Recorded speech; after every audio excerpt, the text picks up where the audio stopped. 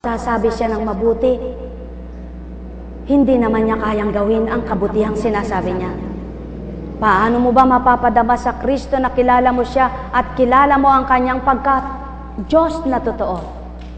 Mga mahal ko, sadya pong mahirap mag-ulat.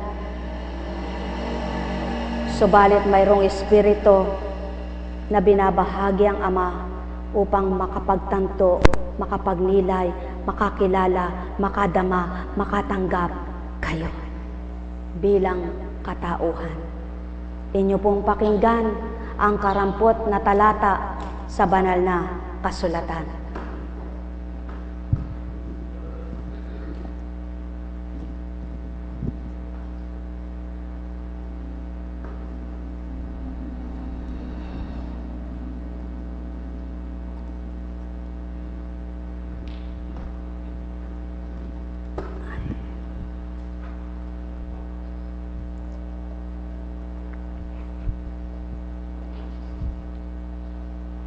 Ang karunungan ng Diyos.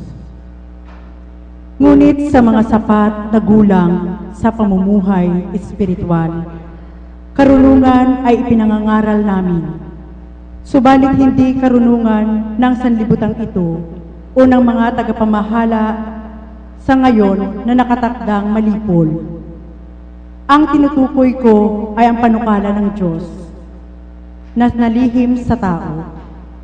Itinalaga niya ito para sa ating ikaluwalhati bago likhain ang sanlibutan. Isa man sa mga tagapamahala sa kapanahonang ito'y walang nakaunawa sa panukalang iyon. Sapagkat kung naunawaan nila iyon, hindi sana nila ipinako sa krus ang dakilang Panginoon. Ganito ang sinasabi ng kasulatan. Hindi pa nakikita ng mata, ni naririnig ang tenga, hindi pa rin sumasagi sa isip ng tao ang inihanda ng Diyos sa mga umiibig sa Kanya. Subalit, ito'y inihayag ng Diyos sa atin sa pamamagitan ng Espiritu. Nasasaliksik ng Espiritu ang lahat ng bagay, maging ang pinakamalalim na panukala ng Diyos. Walang nakakaalam sa iniisip ng isang tao maliban sa kanyang sariling espiritu. Gayon din naman, walang nakakaalam sa mga iniisip ng Diyos maliban sa espiritu ng Diyos. Hindi ang espiritu ng sanlibutan, kundi ang espiritu ng Diyos ang tinatanggap natin upang ating maunawaan ang mga kaloob niya sa atin.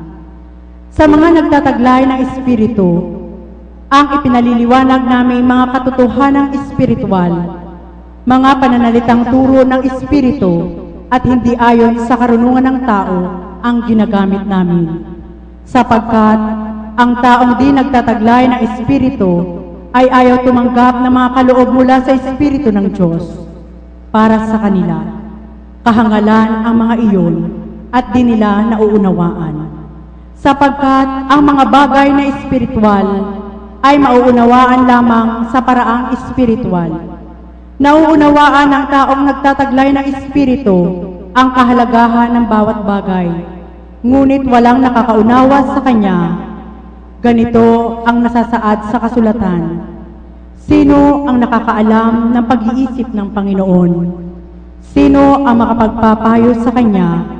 Ngunit ang pag-iisip ni Kristo'y taglay natin. Ang salita ng Diyos. Kung sabihin ko ba sa iyo, tao, ibigin mo ang kapwa mo, hindi mo naman siya kaano-ano, magagawa mo ba siyang ibigin? Sapagkat hindi yan sasabihin sa iyo ng kapwa-tao mo at damdaming pagkatao mo. Subalit kung ang Espiritu ang siyang sumasayo tao, ang pag-ibig na pinasusunod sa iyo at dapat tupdin mo, atas ng Ama sa lahat ng anak niya, hindi bagat masusunod mo? Dahil ang Espiritu niya ay sumasa iyo, at yan ang pawang totohanan. Sabihin ko ba tao sa iyo, na manalig ka, kahit na ang dagat na yan ay malalim matatawid mo sa kapangyarihan ng Ama, Matatawid mo nga ba yan at susundin mo kung nasa pagkatao kang may takot sa pagkatao? Kailanman ay hindi. Sapagkat ang tao ay duwag sa mabuti. Subalit ang Espiritu ay matapang sa katotohanan. Buhay po ba ang Diyos? At kaya ang Espiritu at tao ay hindi maaring magtugma. Kailangan tanggapin mo tao ang Espiritu ng Ama upang makaunawa ka at ang pagkatao mo ay maparang sa iyo. Subalit paano ito magaganap? Paano mo maunawaan ang mga banal na espiritu na naghahari sa katauhan ng tao? Sino ang mga banal na yan? Ang banal na Ama at ang banal na Kristo. Sa isang katauhan, maaring ibigay sa pamamagitan ng Espiritu Santo. Paano mo maunawaan tao? Halimbawa, magaling ka, mambabasa ka ng Biblia. Lahat alam mo, memorize mo lahat yan. Subalit, nabago ka ba? May nabago ba sa'yo? Kung na-memorize mo lahat ang laman ng Biblia, nag-aral ka, di ba? Pinag-aralan mo. Hindi naman ito tagisan ng panglupa. Hindi tagisan ng talinong panglupa na kapag lahat ay natandaan mo, pasado ka. Pasado ka. Hindi ang basihan na yan, mga mahal ko, ang kaligtasan. Hindi diyan ang basihan ng kaligtasan. Hindi diyan ang basihan ng pagbabagong buhay, kundi ang basihan ang nakilala mo ang Ama sa pamamagitan ng Espiritu, tinanggap mo ang anak niya sapagkat nakilala mo ang Ama ay Diyos na totoo. Buhay po ba ang Diyos? Subalit, ang tao'y nalilito, totoong nagugulumihanan ito, sapagkat walang Espiritu na nagpapatotoo, na naghahari, natanggap niya. Kaya taong-tao, ngayon ay sinabi niyang tatalima siya, mamaya'y hindi na, sapagkat ang tao'y pabago-bago ang isipan nito. Subalit ang pinaghaharian ng banal na Espiritu, kapag sinabi mong tatalima ka, kahit mahirap susunod ka. Sapagkat alam mong ang Diyos ay kasama mo at ang Diyos ay Espiritu, ang Diyos ay sumasayo. Buhay po ba ang Diyos? At yan ang pawang katotohanan. Kapag tinuran sa iyo ng Ama, sa pamamagitan ng kanyang Espiritu, nadama't nakilala mo siya, anak ko, ang pagkatakot ay hindi sa akin. Ang karamdaman ay pinahintulutan sa iyong katauhan upang ako'y lubos mong madama't kilalanin. Subalit paano mo ako makikilala? Sa pamamagitan lamang ng iyong karunungan. Kailangang may karunungan kang mula sa akin. Yaon ay ang aking katotohanan, ang aking Espiritu na magiging taglay mo upang makaya mong magbagong buhay tao. Sa ganang pagkatao nyo, di kayo makapagbabagong lubos.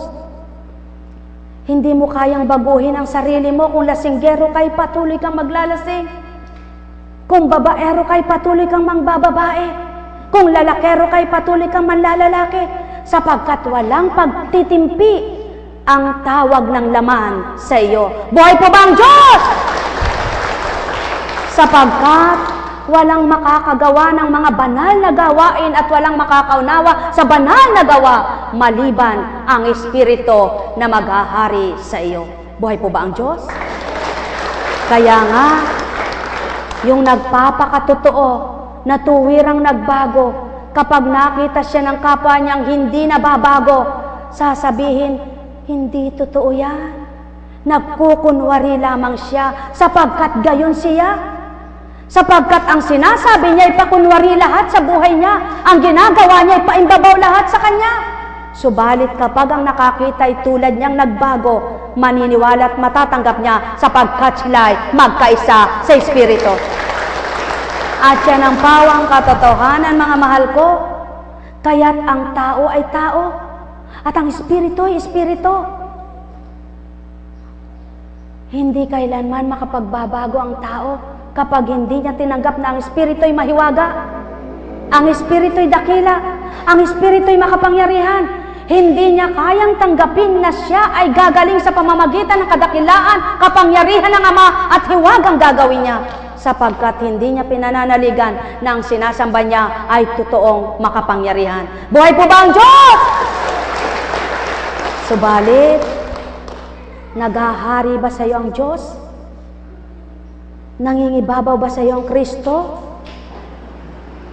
Hindi mo maaalala ang sakit mo sapagkat araw-araw may lakas ka na di mo matanto saan mo ito kinukuha, na di mo malirip bakit nagkakaganyan ka,